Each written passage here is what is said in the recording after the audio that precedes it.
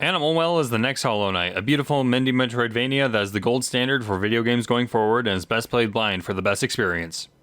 Is what people told me before I decided I didn't have anything else going on. And personally, I always try going into a game as blind as possible. Too many praises may sour the experience with disappointment, and too many bad reviews may lead to sympathy. And so I only ever watch video reviews on games I'm either already familiar with or just don't care about. So aside from the aforementioned celestial status I heard the game was getting, I went in as blind as possible. I didn't even know about the donkey connections or the ARGs. But I'll be honest, I went in a little pessimistic. Look, I like Metroidvanias, I'm just bad at them. I'm yet to finish one and I refuse to use guides, and it's not like the indie scene is short on these things. What makes this thing different from Low Fungus? A few moments later. Oh.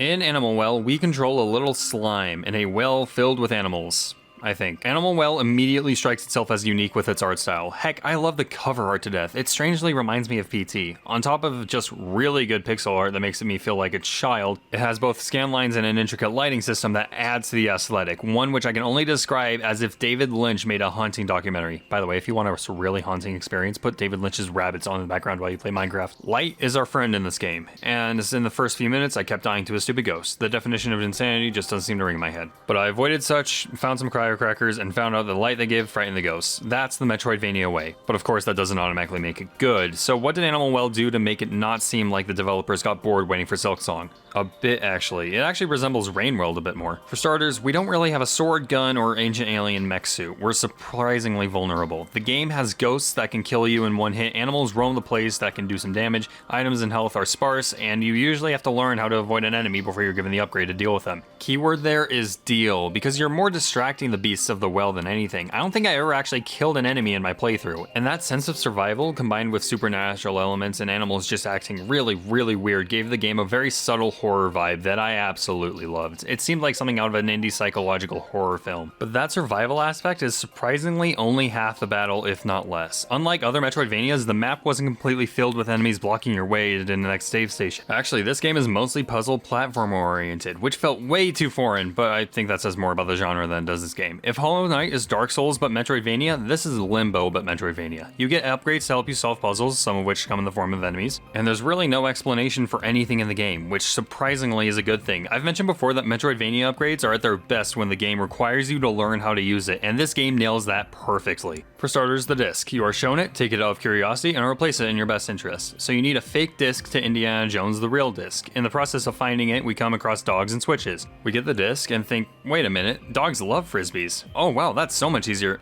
Oh wait, I can use this to flip switches? Oh man, that's so cool.